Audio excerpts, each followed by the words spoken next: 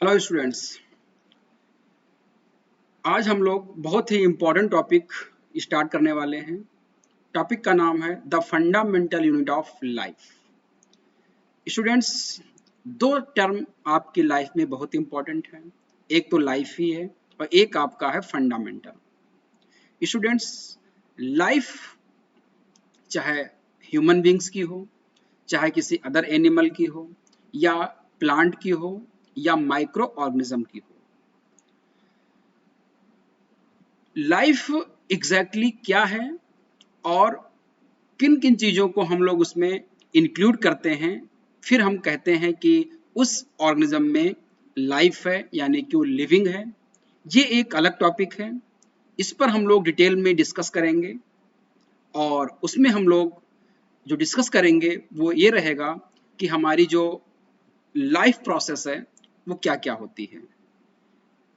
Exam के लिए भी और आपके नॉलेज के लिए भी टॉपिक बहुत ही इंपॉर्टेंट है। सेकंड थिंग, फंडामेंटल, जो आज हम लोग पढ़ने वाले हैं। एग्जैक्टली जब भी आप प्रिपरेशन करते हो, या आप अपने क्लास की कोर्स की तैयारी करते हो, या लाइफ में जब आप आगे बढ़ते हो और अपने आप को दुनिया के सामने खड़ा करने का प्रयास करते हो, तो आपको सबसे इम्पोर्टेंट जो चीज़ होती है वो आपका होता है फंडामेंटल, कि आपकी नींव कितनी मजबूत है। आप जहाँ से चले थे, जिन चीज़ों को आपको सीखना था, उसमें गहराई तक आपने उसका जो बेसिक है वो कितना आपको आता है। इसी क्रम में आज हम लोग इसको स्टार्ट कर रहे हैं, fundamental unit of life. Exactly students, इस टॉपिक को हम लोग 3 लेक्चर में फिनिश करेंगे। आज हमारा ये पहला लेक्चर है। इस लेक्चर में हम 3 चीज़ों को डिस्कस करेंगे। पहला होगा डिफिनीशन ऑफ द सेल, दूसरा होगा shape and size of the cell, और तीसरा होगा type of cell.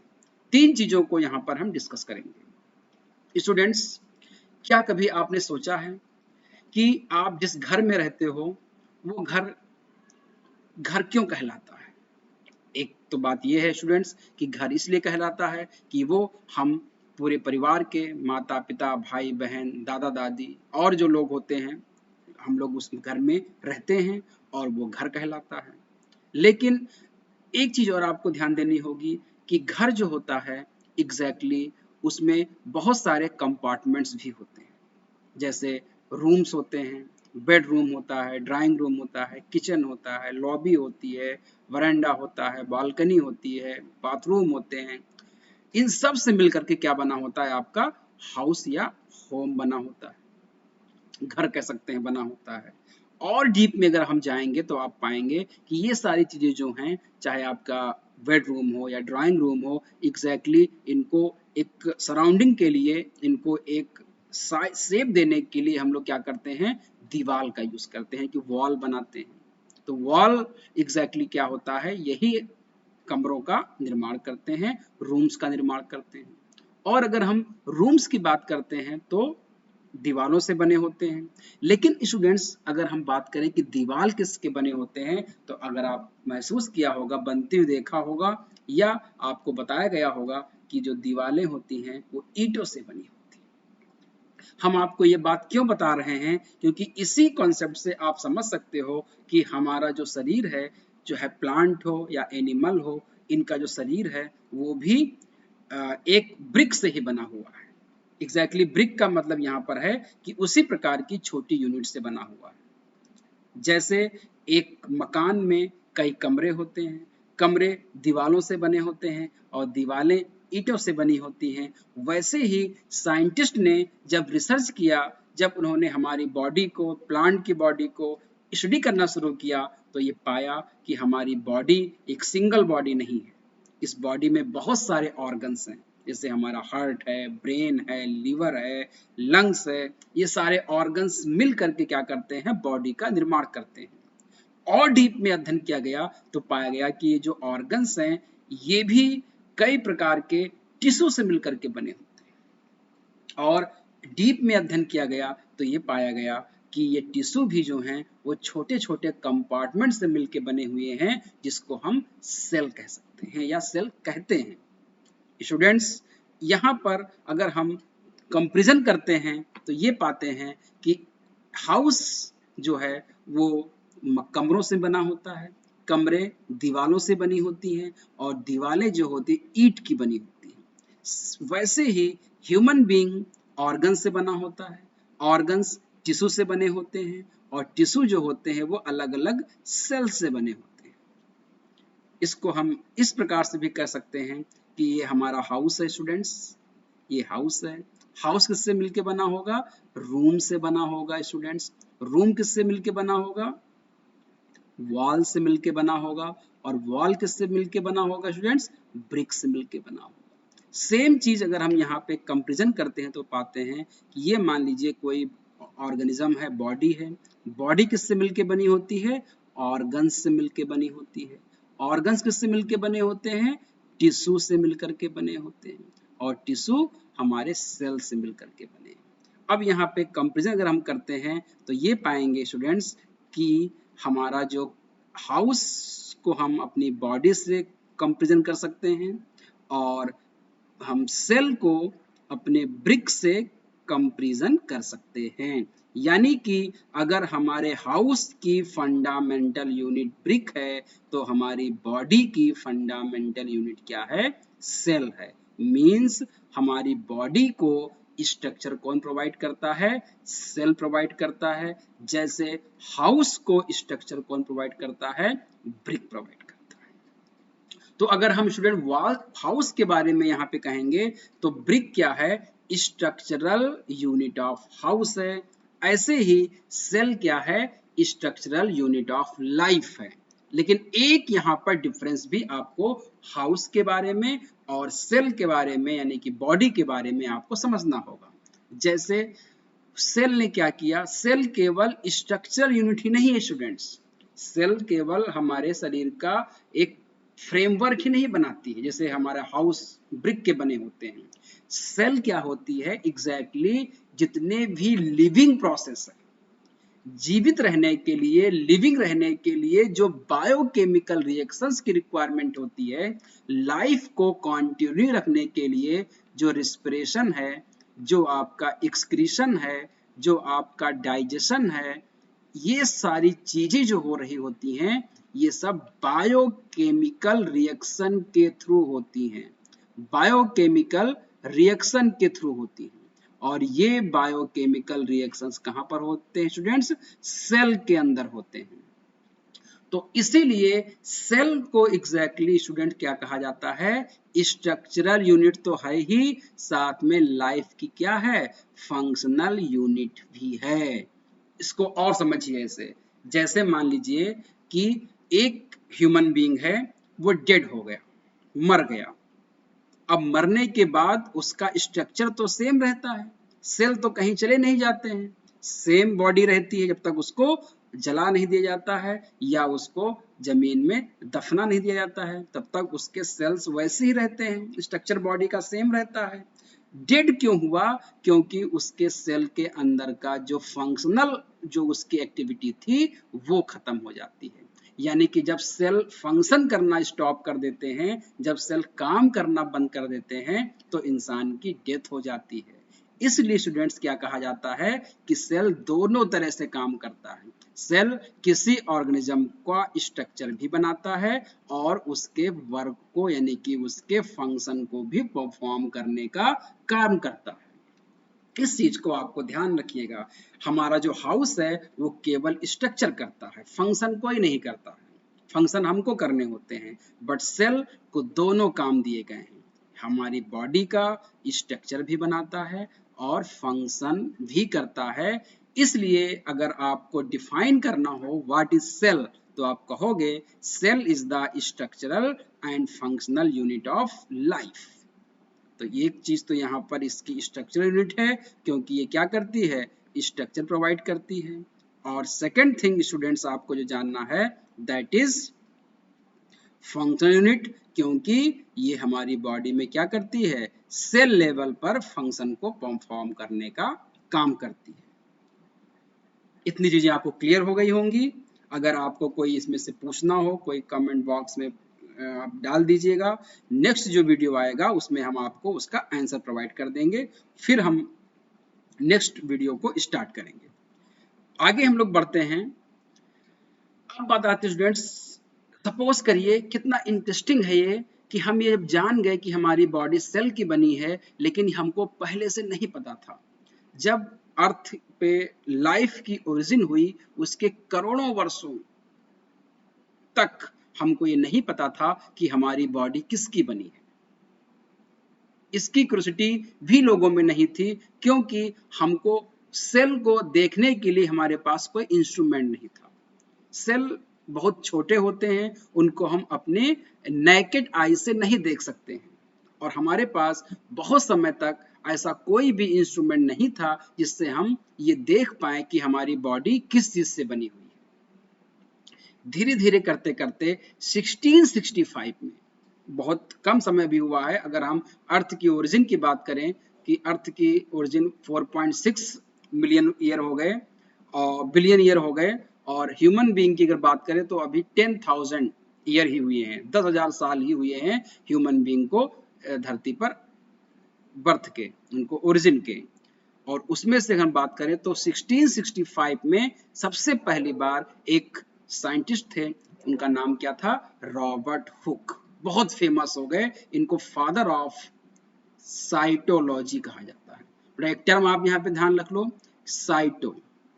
Cyto means होता है सेल, और लॉजी का मतलब होता है यहाँ पे बेटा स्टडी, स्टडी ऑफ सेल। जब हम सेल की स्टडी करते हैं, उसके हम क्या कह देते हैं, क्या कर रहे हैं, हम साइटोलॉजी कर रहे हैं। और सबसे पहले सेल के बारे में जो डिस्कवरी की थी वो रॉबर्ट हुक ने की थी, इसीलिए रॉबर्ट हुक को क्या कहा जाता है, फादर ऑफ द साइटोलॉजी। ये भी एग्जाम में पूछ सकता है स्टूडेंट कि फादर ऑफ साइटोलॉजी कौन है, तो आप बताएंगे कि Robert Hooke is the father of cytology and he discovered cell in 1665। सबसे पहले इन्होंने 1665 में सेल को डिस्कवर किया था। इस चीज को आपको याद रखना है। अब बात आती है कि सेल को डिस्कवर कैसे किया होगा। सेल तो नेकेड आई से दिखती नहीं है, तो इन्होंने क्या किया था स्टूडेंट्स, इन्होंने अपने द्वारा एक माइक्रोस्कोप का मैन्युफैक्चरिंग किया, क्योंकि उस समय क्यूरियोसिटी बढ़ गई थी कि लेंस वगैरह बन गए थे, तो इन्होंने अपने हाथ से क्या किया, एक माइक्रोस्कोप का एक्सपेरिमेंट किया।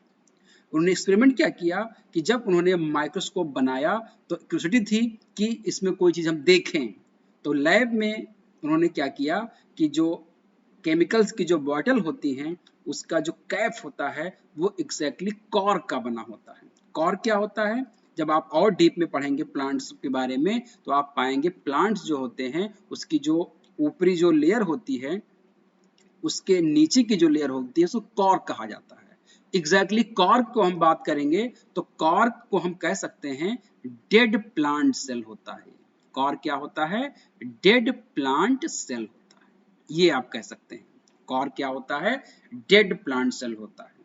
तो इन्होंने उस जो बॉटल की जो कैप होती है, उस वुडन की होती है, लकड़ी की होती है, कॉर्क की बनी होती है, उस कॉर्क को उन्होंने क्या किया, एक फाइन शार्प नाइफ से उसकी एक पतली सी स्लाइड बनाई, और उस स्लाइड को अपने माइक्रोस्कोप में रखा, और फिर ऊपर से लेंस से अपना जो है वो देखने का काम शुरू किया।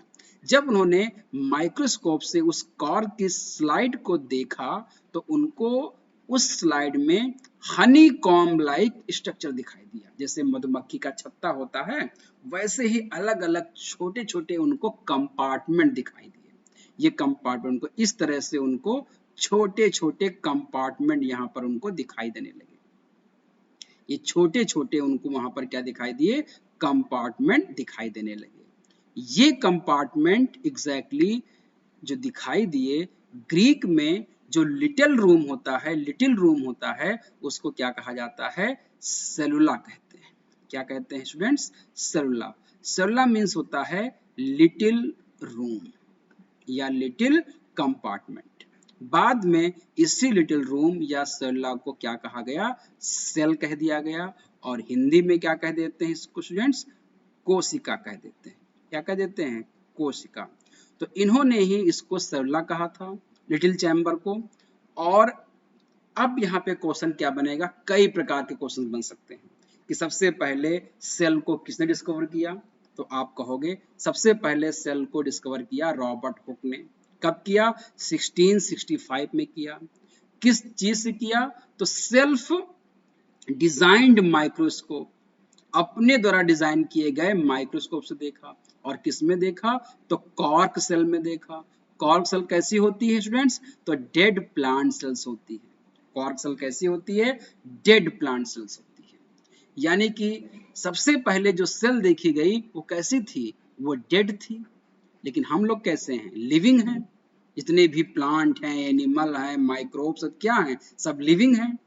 तो अभी लिविंग सेल को देखने की क्यूरियोसिटी बढ़ी कि क्या ह्यूमन बॉडी भी सेल का बना होता है, या क्या लिविंग प्लांट भी सेल का बना होता है। इसके लिए दुनिया में अलग अलग जगहों पर साइंटिस्ट ने उसका एक्सपेरिमेंट शुरू कर दिया। सबसे पहले जो सफलता मिली लिविंग सेल को देखने की, उनका नाम था एंटोन वॉन लीeuwenhoek। ये आपको ध्यान रखना होगा। क्या नाम था उनका? Anton von Leeuwenhoek. सबसे पहले सबसे पहले लिविंग सेल देखने वाले पर्सन का क्या नाम था? Anton von Leeuwenhoek. ये आपको ध्यान रखना है, एंटोन वॉन लीeuwenhoek। इसको ध्यान रखिएगा। सबसे पहले सेल को किसने देखा था? सबसे पहले सेल को देखा था रॉबर्ट हुक ने देखा था। हुक ने देखा था। किससे देखा था? तो सबसे पहले देखा था उन्होंने माइक्रोस्कोप से, खुद का बनाया हुआ। और किसमें देखा था? कॉर्क सेल में देखा था, जो कैसी थी? डेड प्लांट सेल थी। लेकिन डेड प्लांट सेल के बाद सबसे पहले लिविंग सेल को देखने वाले पर्सन कौन से थे? तो आप कहेंगे Anton von Leeuwenhoek was the first person to see living cell. ये बहुत बार पूछा गया है। और कब देखा था? एग्जैक्टली सबसे पहले इन्होंने जो लिविंग सेल देखा था वो प्रोटोजोआ को देखा था 1674 में। 1674 में सबसे पहले उन्होंने क्या किया था? लिविंग सेल को उन्होंने देखा था। ये आपको ध्यान रखना है, ये आपको ध्यान रखना है। लिविंग सेल को उन्होंने सबसे पहले देखा था 1674 में। वेरी इंपॉर्टेंट है। और किसको देखा था? प्रोटोजोआ। प्रोटोजोआ मीन्स बेटा जैसे अमीबा, जैसे अमीबा, जैसे पैरामीशियम, पैरामीशियम यूनिसेलुलर जो ऑर्गेनिज्म थे उनको सबसे पहले उन्होंने देखा था। इसके बाद उन्होंने क्या किया? कई सालों के बाद बैक्टीरिया को देखा।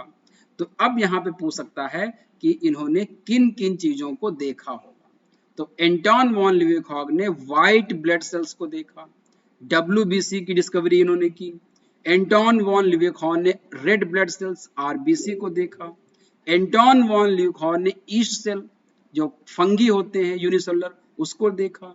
स्पर्म सेल, स्पर्म जो होते हैं उनको देखा। और बैक्टीरिया को, यानी कि प्रोटोजोआ के अलावा इन चीजों को भी माइक्रोस्कोपिक ऑब्जर्वेशन किया। तो microscopic observation of living cell by Anton von लीeuwenhoek।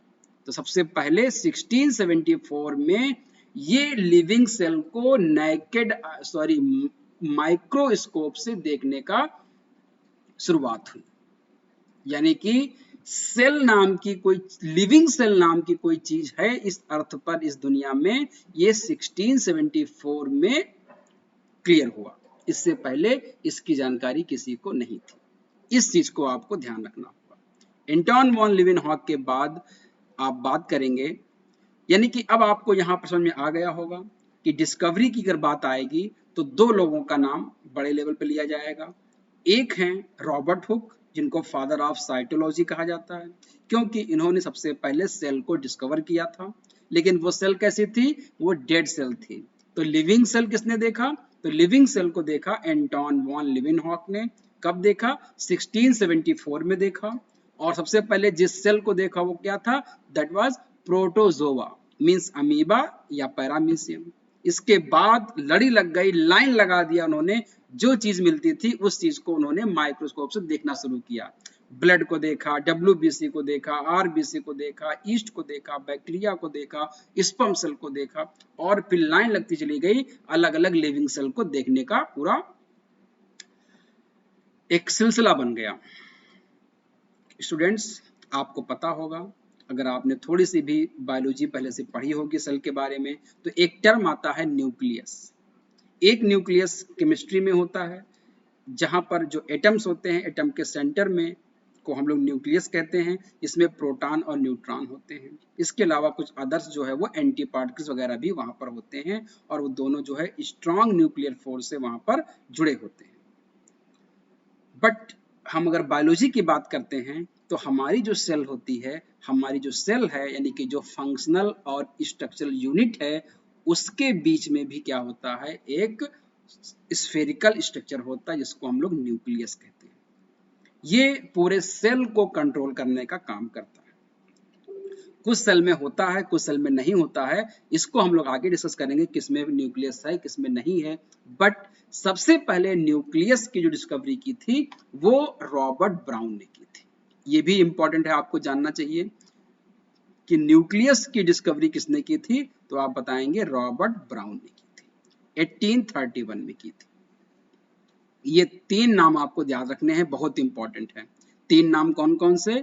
एक नाम आपको रॉबर्ट रॉबर्ट हुक का याद रखना है। दूसरा आपको नाम याद रखना है एंटोन वॉन ल्यूवेन हॉक का नाम याद रखना है। और तीसरा नाम आपको याद रखना है रॉबर्ट ब्राउन का, रॉबर्ट ब्राउन का। Robert Hooke discover plants, dead plant cell या plant cell. Anton von Leeuwenhoek discovered living cell and Robert Brown discovered nucleus. इस चीज को आपको याद रखना। नेक्स्ट चीज जो आपके लिए इंपॉर्टेंट है वो ये है, अब स्टूडेंट्स बहुत इंटरेस्टिंग चीज आपके सामने आ गई है, इसको बहुत ही अच्छे समझिएगा। हमने सेल को डिस्कवर कर लिया, हमने ये भी पता कर लिया कि हमारी जो बॉडी है, जो लिविंग सेल जो होते हैं, दैट इज वो Robert, dead cell Robert Hooke ने डिस्कवर कर लिया, और लिविंग सेल को जो है वो एंटोन वॉन लीवेनहॉक ने डिस्कवर कर लिया। लेकिन अभी तक ये सिंगल सेल की डिस्कवरी की गई थी, यानी कि अभी तक जो डिस्कवरी की गई थी वो यूनिसेलुलर ही थे। जैसे ब्लड की हम बात करते हैं, तो ब्लड में जब हमने आरबीसी की देखा इन्होंने, तो आरबीसी सिंगल सेल है। डब्ल्यूबीसी को खोजा तो क्या था वो, डब्ल्यूबीसी क्या है, सिंगल सेल है। स्पर्म को देखते, स्पर्म क्या है, सिंगल सेल है। बैक्टीरिया क्या है, सिंगल सेल है। अभी तक हम ये नहीं जान पाए थे, या हमने ये महसूस नहीं किया था, या इसको हम अभी तक समझ नहीं पाए थे कि ह्यूमन बॉडी जो है वो किस चीज की बनी होती है, या कोई बड़ा सा प्लांट है, या इतना बड़ा हाथी होता है, इतना बड़ा ह्यूमन बीइंग है, कोई इंसेक्ट है, कीट है, ब्लू व्हेल है, या हॉर्स है, डॉग है, या बनियन ट्री है, मैंगो ट्री है। ये जो ट्री है एग्जैक्टली ये किससे बने होते हैं, इनका बेसिक यूनिट क्या होता है, अभी तक ये क्लियर नहीं था। अभी तक जो मैंने आपको पहले बताया था कि ये ह्यूमन सेल जैसे जो आपका हाउस होता है, और जैसे आपका बॉडी होती है, हाउस की बेसिक यूनिट आपकी ब्रिक होती है, और हमारी बॉडी की बेसिक यूनिट जो सेल होती है, ये कहानी अब समझ में आएगी लोगों को कि ऐसा होता है। ये कैसे प्रूव कर पाए कि हमारी बॉडी सेल की बनी होती है, प्लांट की बॉडी सेल की बनी होती है, कोई एलिफेंट की बॉडी भी सेल की बनी होगी, ब्लू व्हेल की बॉडी भी सेल की बनी होगी, बनियन का ट्री हो या आपका पीपल का ट्री हो, मैंगो का ट्री हो, कोई हर्ब्स हो, कोई सर्ब्स हो, सब किसकी बनी होंगी, सेल की बनी होंगी। इस बात को एक्सप्लेन करने के लिए दुनिया में अलग अलग साइंटिस्ट एक्सपेरिमेंट कर रहे थे, अलग अलग जगह पर। उनमें से तीन नाम बहुत ही फेमस हैं जो आपको याद रखना है और इनके काम को याद रखना है। तीन नाम में आप यहां पर देख रहे हैं, पहला नाम यहां पर क्या है, सेल्डन। इनको याद रखना, सेल्डन याद रखना है आपको। सेल्डन, सेल्डन क्या थे एग्जैक्टली, वो बॉटनिस्ट थे। ये पेड़ पौधों पर अपना एक्सपेरिमेंट करते थे, अलग अलग पेड़ों को उसको देखते थे कि ये किससे बने हैं, उसकी यूनिट क्या है। तो बहुत सारे 1000-2000 प्लांट को उन्होंने स्टडी की, और उन्होंने एक कॉन्सेप्ट निकाला, या कह सकते हैं एक थ्योरी निकाली। थ्योरी ये निकाली, इन्होंने कहा इतने प्लांट का इन्होंने एक्सपेरिमेंट कर लिया, तो इन्होंने ये क्लियर कर दिया, ये डिक्लेयर कर दिया कि all plant are made up of cells, यानी कि प्लांट की जो स्ट्रक्चरल और फंक्शन यूनिट है वो क्या है, वो सेल है। इन्होंने प्लांट के बारे में कही थी और ये बात 1838 में उन्होंने कही कि धरती पे जितने भी प्लांट हैं उनका स्ट्रक्चरल यूनिट क्या है, सेल है। पहली बार उन्होंने बताया, इससे पहले किसी को नहीं पता था। और उसी समय एक स्वान साइंटिस्ट थे, ये भी जर्मन के थे, ये फिजियोलॉजिस्ट थे, यानी कि ये एनिमल पे काम करते थे, एनिमल पे काम कर रहे थे। इन्होंने भी कई हजार एनिमल का एक्सपेरिमेंट किया और एक ही रिजल्ट निकाला कि जितने भी एनिमल हैं वो किसके बने हुए हैं, उनकी यूनिट क्या है, सेल है। All animal are composed of cell, यानी कि सभी सेल का, सभी एनिमल का स्ट्रक्चर यूनिट क्या है, सेल है। ये बात एक्सप्लेन की। अब यहाँ पे दो चीजों को इन्होंने एक तरह से क्लियर किया। इन्होंने कहा कि सभी प्लांट सेल के बने होते हैं, इन्होंने क्या, सभी एनिमल सेल के बने होते हैं। और इससे पहले एंटोन वॉन लीवेनहॉक ने प्रूव भी कर चुके थे कि यूनिसेलुलर, यानी कि जो आपके माइक्रो ऑर्गेनिज्म होते हैं वो तो सेल के होते ही होते हैं। तो अगर हम तीनों को जोड़ दें, एंटोन वॉन लीवेनहॉक की बात को, प्लांट की बात को, सेल्डन की बात को और स्वान की बात को, तो आप क्या कह सकते हैं। सपोज करिएगा अगर आपसे कहा जाए कि लिविंग ऑर्गेनिज्म कौन कौन होते हैं, तो आप कहेंगे लिविंग में प्लांट आते हैं, लिविंग में कौन आते हैं, एनिमल आते हैं, और लिविंग में कौन आते हैं, माइक्रो ऑर्गेनिज्म आते हैं। तो सेल्डन ने कहा सभी प्लांट सेल के बने होते हैं, स्वान ने कहा सभी एनिमल सेल के बने होते हैं, और एंटोन वॉन लीवेनहॉक ने प्रूव भी कर चुके हैं कि सभी माइक्रो ऑर्गेनिज्म सेल के बने होते हैं। तो क्या हम ये कह सकते हैं कि सभी लिविंग ऑर्गेनिज्म सेल के बने होते हैं। तो इन तीनों को अगर हम जोड़ दें तो एक लाइन में जो निकल के आएगा फार्मूला वो क्या होगा, all living organism are composed of cell.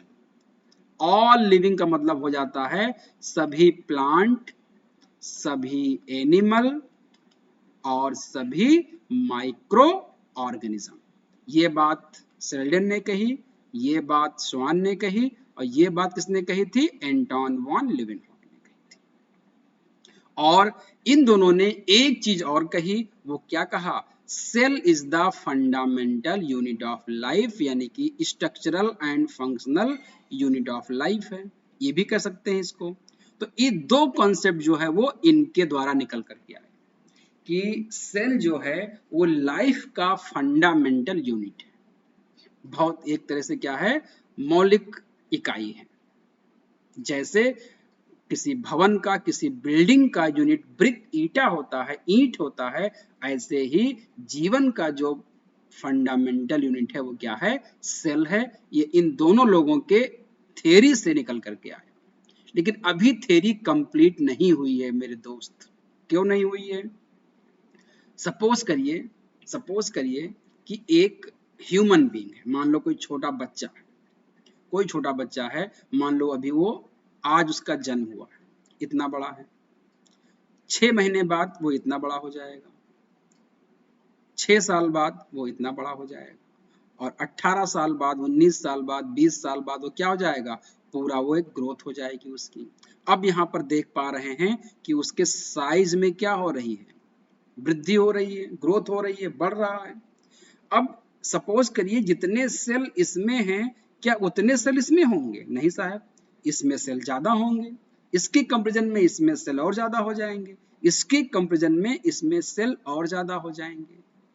तो ये समझ में नहीं आता साइंटिस्ट को कि ये सेल आते कहां से, ये एक सेल से दो सेल, दो सेल से चार सेल, फिर इतने सेल, फिर पूरी बॉडी बन जाती है, हम इतने बड़े हो जाते हैं, ये एक्स्ट्रा सेल कहां से आते हैं।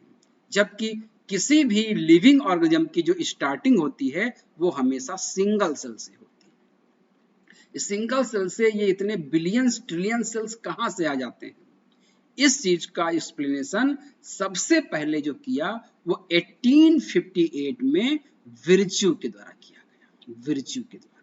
ये बहुत इंपॉर्टेंट है। विर्च्यू ने सबसे पहले बताया था कि किसी भी लिविंग ऑर्गेनिज्म में जो नए सेल आते हैं वो कहीं बाहर से नहीं आते हैं, पहले से ही जो सेल हैं उन्हीं का मल्टीप्लिकेशन होता है, यानी कि उन्हीं का डिवीजन होता है।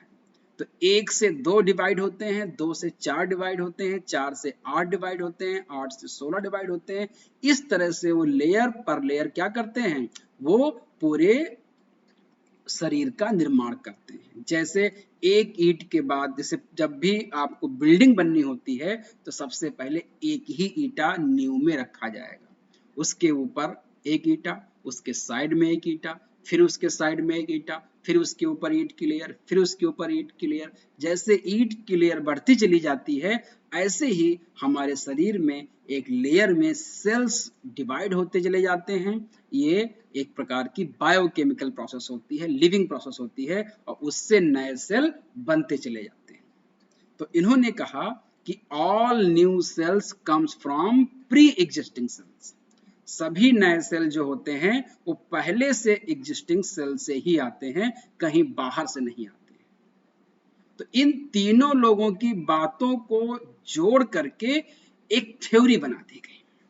इन्हीं की तीनों की बातों को मिला करके जो थ्योरी बनाई गई, this is called cell theory. यानी कि सेल थ्योरी और कुछ नहीं है, कुछ याद नहीं करना है आपको। सेल थ्योरी कुछ नहीं है। शेल्डन ने कहा सभी प्लांट सेल के बने होते हैं, श्वान ने कहा सभी एनिमल सेल के बने होते हैं, इन दोनों को जोड़ दिया तो कहा गया सभी ऑर्गेनिज्म सेल के बने होते हैं। इनकी एक बात को और जोड़ दिया गया कि सेल फंडामेंटल यूनिट होती है लाइफ की। बाद में दिमाग में आया कि सेल कैसे ग्रो करते हैं, एक सेल से 2 कैसे बनते हैं, सेल की संख्या कैसे बढ़ती है, उसके लिए विर्च्यू आ गए, रुडोल्फ विर्च्यू। इन्होंने कह दिया कि नए सेल कहीं बाहर से नहीं आते हैं, जो सेल्स होती हैं उन्हीं का डिवीजन होता है और उससे नए सेल बढ़ते चले जाते हैं। 1 से 2, 2 से 4, 4 से 8, 8 से 16, 16 से 32, 64, 126, 256 ऐसे बढ़ते चले जाएंगे। ये क्या कहलाएगी, आपकी सेल थ्योरी कहलाएगी। इस चीज को आपको क्लियर करना है। इसमें कोई डाउट हो तो एक बार आप कमेंट बॉक्स में अपना क्वेश्चन डाल देंगे, आपको हम इसका आंसर जरूर देंगे।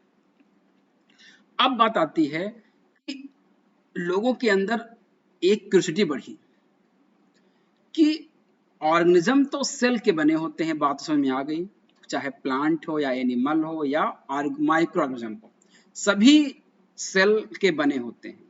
लेकिन जब हम स्टडी कर रहे थे तो हमने पाया कि 2 तरह के ऑर्गेनिज्म इस धरती पर हैं। एक जो केवल सिंगल सेल से अपनी पूरी लाइफ को कंप्लीट करते हैं, यानी कि उनकी बॉडी सिंगल सेल की बनी होती है। आप दुनिया में कोई भी ऐसा मकान नहीं पाएंगे जो एक ईंटे का बना हो, इम्पॉसिबल। एक ब्रिक का मकान नहीं बन सकता, एक ब्रिक का हाउस नहीं बन सकता। लेकिन एक सेल से एक ऑर्गेनिज्म, एक जीव का निर्माण होता है, और उसके बहुत लाखों एग्जाम्पल्स आपके सामने हैं जिनको हम प्रेजेंट कर सकते हैं। यानी कि साइंटिस्ट ने ये क्लियर कर दिया कि on the basis of number of cells, cell की संख्या के आधार पर ऑर्गेनिज्म 2 प्रकार के होते हैं। ऐसे ऑर्गेनिज्म जिनका शरीर केवल सिंगल सेल से बना होता है, यानी कि जितनी भी उनके अंदर की जो बॉडी होती है वो सिंगल सेल की, एक सेल से पूरी बॉडी बनी होती है। और दूसरी मल्टी सेलुलर, जिनकी बॉडी बहुत सारे सेल से मिलकर के बनी होती है। तो यूनिक का मतलब बेटा यहाँ पे क्या होता है, यूनिक का मतलब स्टूडेंट्स सिंगल होता है, और सेलुलर का मतलब सेल, यानी कि एक सेल से जिनकी बॉडी बनी होती है, दे आर कॉल्ड यूनिसेलुलर। और जितने भी बायोकेमिकल रिएक्शंस हैं या लाइफ प्रोसेस हैं, all the life process are completed by single cell.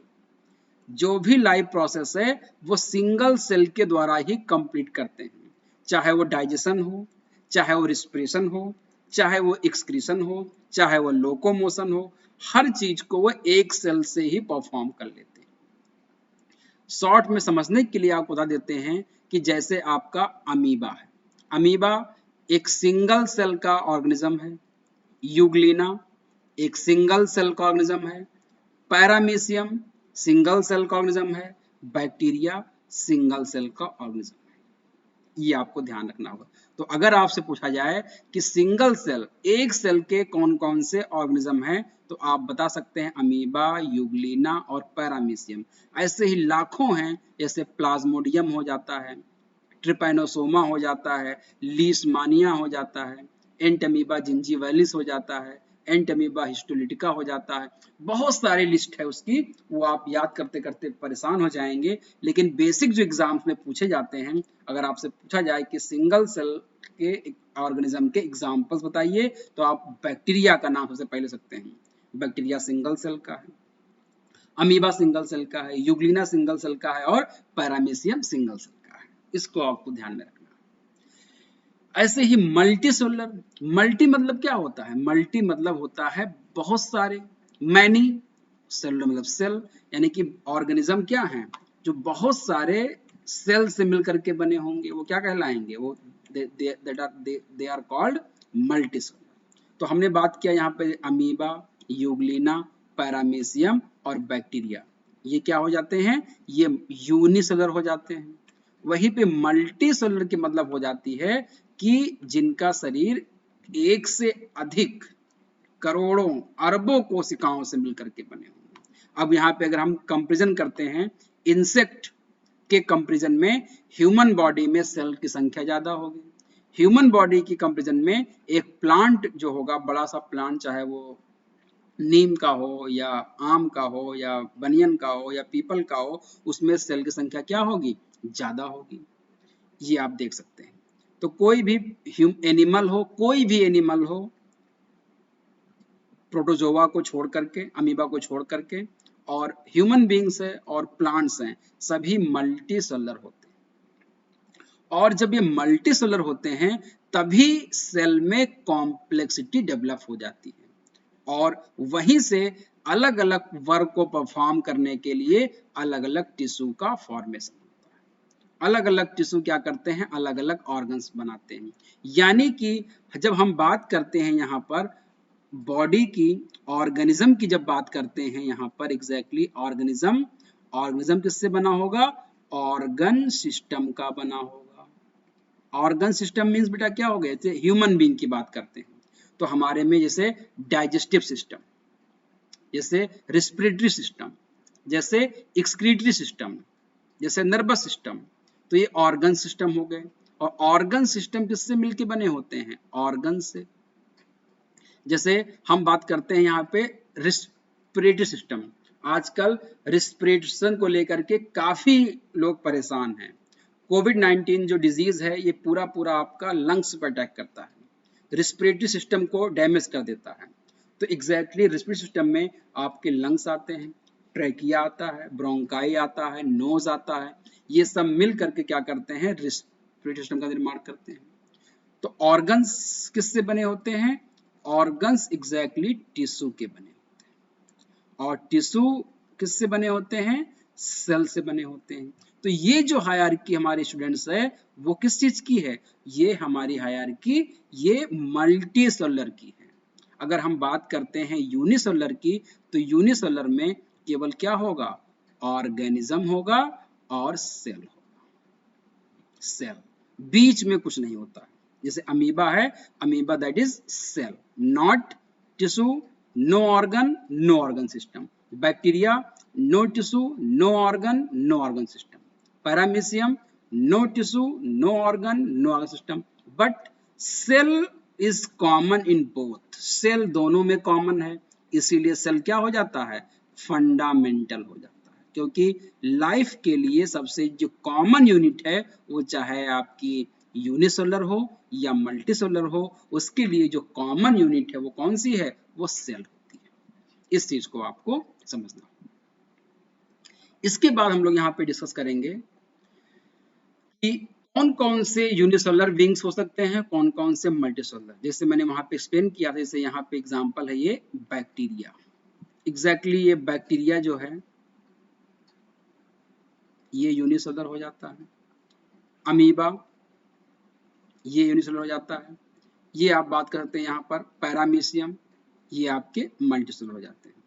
यहाँ पे प्लांट की बात करें हम, प्लांट आपका और कोई भी ह्यूमन बीइंग है तो एक ऐसा होगा ह्यूमन बीइंग, प्लांट। तो मल्टीसेलुलर में जैसे एलिफेंट हो गया, ब्लू व्हेल हो गया, हॉर्स हो गया, काऊ हो गया, डॉग हो गया, कैट हो गया, कोई इंसेक्ट हो गया, यहाँ तक कि जो आपके अर्थवर्म जो होता है, अर्थवर्म जो होता है, कॉकरोच जो होता है, कॉकरोच, आपका जो मॉस्किटो होता है, मॉस्किटो, फ्लाई जो होते हैं, फ्लाई, ये सब कैसे होते हैं? मल्टी सेलुलर होते हैं। मल्टी सेलुलर जो ऑर्गेनिज्म होते हैं इनको हम नेकेड आई से देख सकते हैं, बट यूनिसेलुलर बीइंग्स को हम लोग नेकेड आई से नहीं देख सकते हैं।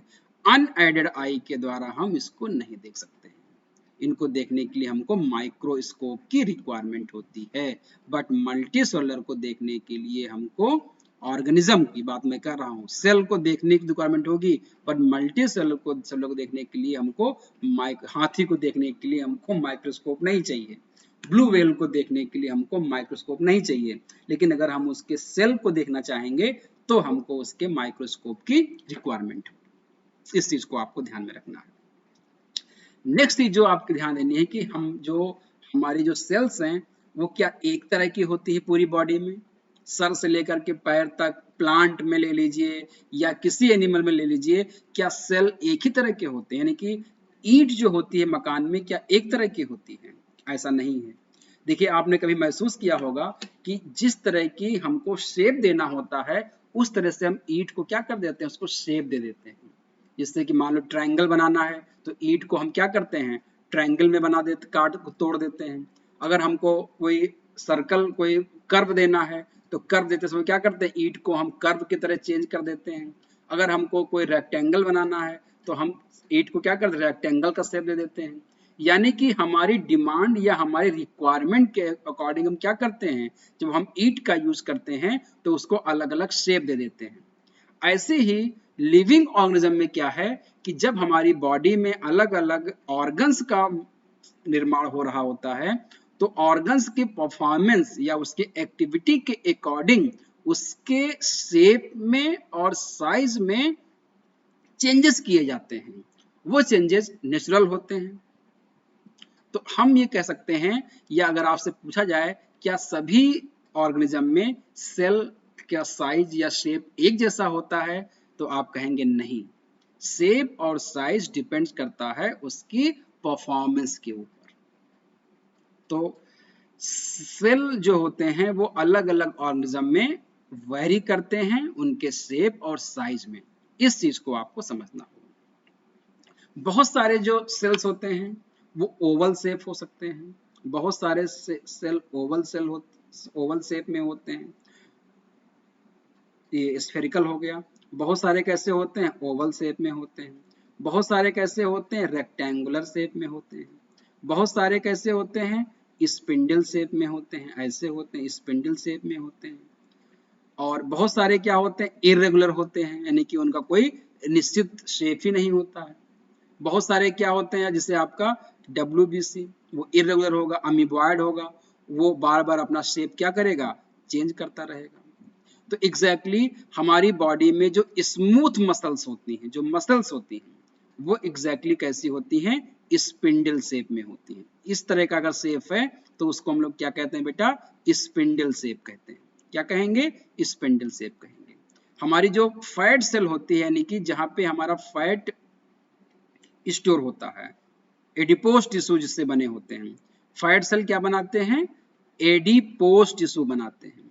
और एडिपोज टिश्यू क्या होता है, जहां पर फैट डिसोल्व होता है, वो कैसा है, यहाँ पे आप देख पा रहे हैं, ये आपका ओवल शेप में होता है। ओवम जो होता है वो भी कैसा है, आपका स्फेरिकल होता है। स्पर्म देखिए कैसा है, स्पर्म का जो हेड है वो ओवल शेप होता है और स्पर्म का जो टेल है वो स्पाइरल होती है, ये अलग शेप का होता है।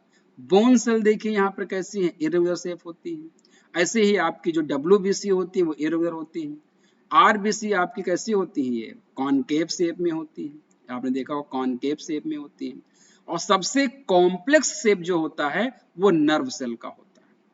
किसी भी प्लांट, एनिमल या अदर ऑर्गेनिज्म की बात करें पूरे लिविंग वर्ल्ड में, तो पूरे लिविंग वर्ल्ड में अगर हम बात करते हैं सबसे कॉम्प्लेक्स सेल कौन सा होता है, तो वो नर्व सेल होता है। ये longest cell of the human body होता है, और ओवम क्या होता है, largest cell of the human body होता है, और स्पर्म जो होता है वो smallest cell of the human body होता है। तो ये चीजें तो आपको एग्जाम में ज्यादा नहीं पूछी जाती हैं। तो ये शेप के बारे में पूछ सकता है, तो अलग अलग शेप के होते हैं। तो एक लाइन में अगर हम कहेंगे तो शेप और साइज जो सेल का होता है वो वैरी करता है, एक जैसा नहीं होता। इस चीज को आपको यहाँ पर क्लियर कट समझना। दूसरी चीज आपको ध्यान देनी होगी साइज के बारे में। तो जैसे शेप अलग अलग होती है, वैसे साइज भी अलग अलग सेल का अलग अलग होता है। ध्यान दीजिएगा, बैक्टीरिया का साइज सबसे छोटा होता है। ह्यूमन बीइंग में भी क्या है कि अलग अलग सेल की साइज अलग अलग होती है। अलग अलग एनिमल के जो सेल की साइज है वो भी क्या होती है, वो अलग अलग होती है।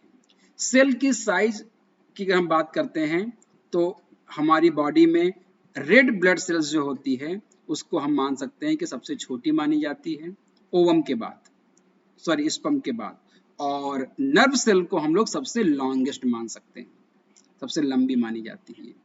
अब हम यहाँ पर आपको बताना चाहेंगे कि जो साइज है एग्जैक्टली उसका एग्जैक्ट फिगर क्या हो सकता है, और सेल की साइज कहाँ से कहाँ तक वेरी करती है, और सबसे बड़ा सेल कहाँ किस साइज का हो सकता है, सबसे छोटा सेल किस साइज का हो सकता है।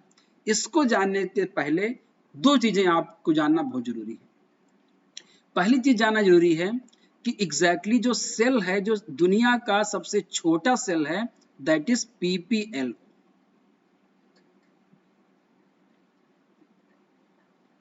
That is PPLO। PPLO ये दुनिया का सबसे छोटा सेल है। इसका पूरा नाम है प्लूरो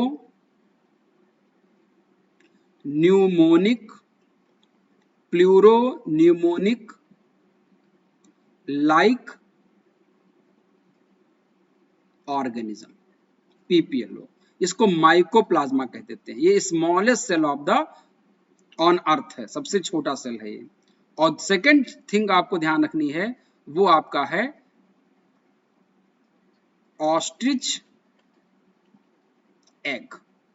ये सबसे बड़ा है, लार्जेस्ट सेल है, अभी तक नोन लार्जेस्ट सेल है, और ये सबसे छोटा सेल है, स्मॉलेस्ट। ये दो चीजें आपको बेटा याद रखनी है। स्मॉलेस्ट कौन सी हो जाती है, PPLO। और सेकंड चीज जो बताई थी हमने यहाँ पर शेप के बारे में, तो इसको आप देख सकते हैं यहाँ पर कि अलग अलग जो सेल की शेप होती है वो उसके फंक्शन के अकॉर्डिंग अलग अलग होती है। साइज की हम लोग बात कर रहे थे यहाँ पर, तो एग्जैक्टली हम साइज की बात करेंगे तो आप यहाँ पर देख पा रहे हैं, अगर हम वायरस को देखेंगे तो एग्जैक्टली वायरस जो होते हैं वो 100 नैनोमीटर या उससे के आसपास तक ही होते हैं, यहाँ तक होते हैं। एग्जैक्टली जो हम सेल की बात करते हैं वो सेल की शुरुआत लगभग 1 माइक्रोमीटर से शुरू होती है। इससे थोड़ा बहुत छोटे हो सकते हैं, 0.5 कह सकते हैं हम। 0.5 माइक्रोमीटर से सेल की शुरुआत होती है। जैसे बैक्टीरिया की बात करते हैं, PPLO जो होते हैं इससे छोटे होते हैं, और ये कहाँ तक जाते हैं, लगभग ये ऑस्ट्रिच एग जो है या चिकन एग जो होता है यहाँ तक सिंगल सेल जाते हैं। 100 नैनो मिलीमीटर की बात कर सकते हैं, मिलीमीटर की। और आपको पता है कि 100 माइक्रोमीटर से ऊपर की चीजों को हम नेकेड आई से देख सकते हैं, और 100 नैनोमीटर से 1 मिलीमीटर की चीजों को हम लोग लाइट माइक्रोस्कोप से देख सकते हैं, और इस 0.1 नैनोमीटर से 100 माइक्रोमीटर की चीजों को हम लोग इलेक्ट्रॉन माइक्रोस्कोप से देख सकते हैं। तो आप इस डायग्राम में समझ पा रहे होंगे, इसको अगर आप गौर से समझें तो आपको यहाँ पर ये दिख रहा होगा कि एग्जैक्टली जो सेल का जो रेंज है वो एग्जैक्टली अगर बात किया जाए तो 1 माइक्रोमीटर से लेकर के और 100 मिलीमीटर तक है, या उससे थोड़ा ज्यादा ही है, लगभग 150 या 125 मिलीमीटर तक हो सकता है। लेकिन आप यहाँ पे देख पा रहे हैं कि ह्यूमन एग की बात करते हैं, अगर हम ह्यूमन एग की बात करें, ओवम की बात करते हैं, तो ये आप देख रहे हैं लगभग ये 150 माइक्रोमीटर के आसपास। एग्जैक्ट अगर आप बात करते हैं एनिमल और प्लांट सेल की जो रेंज है वो 10 माइक्रोमीटर से 100 माइक्रोमीटर के बीच में ही है, ये आप देख सकते हैं। प्लांट सेल थोड़ा सा बड़ा होता है, जबकि एनिमल सेल जो होता है थोड़ा सा प्लांट सेल के कंपैरिजन में छोटा होता है। तो इस चीज को आप यहाँ पर समझ पाएंगे कि जो रेंज है वो 1 माइक्रोमीटर से लेकर के ये 100 माइक्रो मिलीमीटर तक का रेंज आपका सेल का है। लेकिन जो मैक्सिमम जो सेल हैं ह्यूमन बॉडी के या प्लांट सेल के, उनकी रेंज कहाँ तक होती है? 100 माइक्रोमीटर से लेकर के 10 माइक्रोमीटर से लेकर के 100 माइक्रोमीटर के बीच में होती है। ये आपको चीजों को आपको समझना होगा, बहुत ही इंपॉर्टेंट है इस चीज को जानने की। अगर आप यहाँ पे एटम की बात करते हैं तो एटम 0.1 नैनोमीटर, जो फैट के जो सेल्स होती हैं, लिपिड सेल्स होती हैं या प्रोटीन होती है, वहां पे आप 1 नैनोमीटर से 10 नैनोमीटर के बीच में बहुत छोटे होते हैं। वायरस वगैरह की तुलना आप यहाँ पे कर सकते हैं। तो ये आपका एक जो सेल की साइज की जो बात कर रहा है वो आपको एग्जैक्टली 10 माइक्रोमीटर से 100 माइक्रोमीटर के बीच में हम प्लांट और एनिमल सेल की चीजों को डिस्कस कर सकते हैं। इसको आपको ध्यान रखना। लास्ट बात आती है कि टाइप ऑफ सेल्स कितने टाइप्स के होते हैं। तो exactly on the basis of origin, जब सेल की ओरिजिन हुई थी उस समय सेल उतना ज्यादा एडवांस नहीं हुआ करते थे, उतनी ज्यादा उसमें कॉम्प्लेक्सिटी नहीं थी, उतनी ज्यादा चीजें उसमें नहीं थी जो आज के सेल में। तो सेल की ओरिजिन के अकॉर्डिंग उसका जो कंपोनेंट्स हैं उसके अकॉर्डिंग सेल को दो तरह से डिवाइड किया गया है। एक को हम लोग कह देते हैं प्रोकैरियोटिक सेल और एक को हम लोग क्या कह देते हैं? Eukaryotic cell. यहाँ पे आपको डायग्राम में दिख रहा होगा प्रोकैरियोटिक सेल और क्या है आपका यूकैरियोटिक सेल। जैसे आप यहाँ पर देख रहे हैं ये जो बैक्टीरिया की सेल है that is prokaryotic cell, prokaryotic cell है।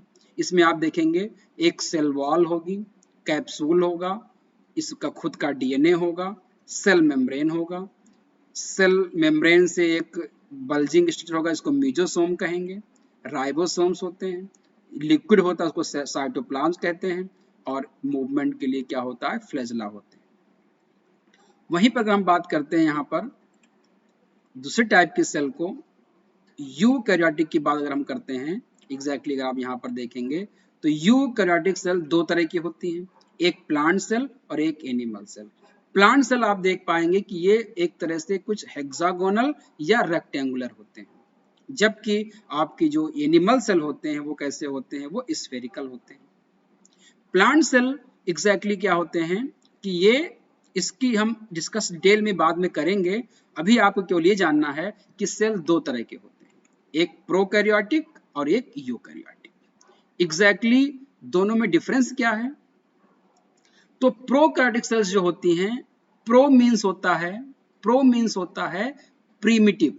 क्या होता है? प्रीमिटिव, यानी कि जो प्राचीन काल की हो, और कैरियन का मतलब होता है यहाँ पर, कैरियन मींस होता है न्यूक्लियस, यानी कि दो sales having primitive type of nucleus, मतलब उसमें न्यूक्लियस जो होता है वो कंप्लीटली डेवलप नहीं होता है, यानी कि जो न्यूक्लियस होता है वो प्रिमिटिव टाइप का, यानी कि इनकम्प्लीट न्यूक्लियस होता है। ये चीज आपको ध्यान रखनी होगी, यानी कि न्यूक्लियस जो होता है वो मेम्ब्रेन बाउंड नहीं होता है। जैसे हम लोगों में क्या है कि न्यूक्लियस एक मेम्ब्रेन बाउंड होता है, उसके अंदर डीएनए वगैरह होते हैं, इसका जो जेनेटिक मटेरियल है वो मेम्ब्रेन बाउंड नहीं होता है। और दूसरी बात, प्रोकैरियोटिक जो होते हैं वो हमेशा सिंगल सेल के होते हैं, प्रोकैरियोटिक जो होंगे ऑलवेज सिंगल सेल के होंगे। आप देखेंगे दुनिया में जितने भी प्रोकैरियोटिक सेल होंगे वो हमेशा एक सेल के ही बने होंगे। जैसे एग्जाम्पल के तौर बात करते हैं Archie bacteria, blue green algae और प्रोटोजोआ। यहाँ पर कुछ एग्जाम्पल मैं दे रहा हूं, जैसे ये आपके आर्की बैक्टीरिया, ये आपके बैक्टीरिया हैं। एग्जैक्टली बैक्टीरिया में कई तरह के हो सकते हैं। अगर ये सिंगल रॉड शेप्ड है तो इसको क्या कह देते हैं? बेसिलस कह देते हैं। अगर ये स्फेरिकल है तो इसको कॉकस कह दिया जाता है। अगर ये स्पाइरल है तो इनको स्पाइरल कह दिया जाता है, और अगर ये कॉमा शेप्ड है तो क्या कहते हैं, कॉमा, यानी कि इनको क्या कह देंगे, कॉमा कह देते हैं। तो उनके नाम पर इनको रखा गया है, उनके शेप के अकॉर्डिंग। और कुछ प्रोटोजोआ जो होते हैं ये कैसे होते हैं, सिंगल सेल के, कई बार बताया मैंने आपको, amoeba, euglena and paramecium. These are example of unicellular and prokaryotic.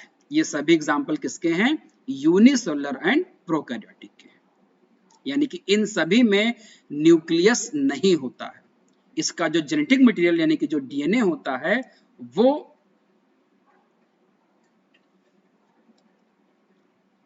एक मिनट ध्यान रखिएगा, यहाँ पर एक डायग्राम यहाँ पे गलत बन गया है, इसको यहाँ से हटाना है कि एग्जैक्टली जो आपके ये अमीबा, यूग्लिना और पैरामीशियम हैं, ये एग्जैक्टली क्या होते हैं, ये यूनिसेलुलर तो होते हैं बट यूकैरियोटिक होते हैं। ये कैसे होते हैं, यूकैरियोटिक। इस स्लाइड को आप यहाँ से हटा दीजिए, ठीक है, ये यहाँ पे गलत बना हुआ है। बाकी ये दोनों कैसे होते हैं, ये दोनों कैसे हैं आपके, ये आपके प्रोकैरियोटिक और यूनिसेलुलर होते हैं। यानी कि अगर बात किया जाए यहाँ पर कि प्रोकैरियोटिक सेल कौन कौन से होंगे, तो archaebacteria and bacteria, these are prokaryotic. इनमें न्यूक्लियस नहीं होगा। अगर न्यूक्लियस नहीं होगा ये पूछा जाए तो आप कहोगे प्रोकैरियोट में, और प्रोकैरियोट में कौन आते हैं, एग्जैक्टली बैक्टीरिया आते हैं, और साइनोबैक्टीरिया आते हैं, और ब्लू ग्रीन एल्गी आते हैं। ये तीन जो हैं कैसे हो जाते हैं, आपके प्रोकैरियोटिक होते हैं, जिनमें न्यूक्लियस नहीं होगा।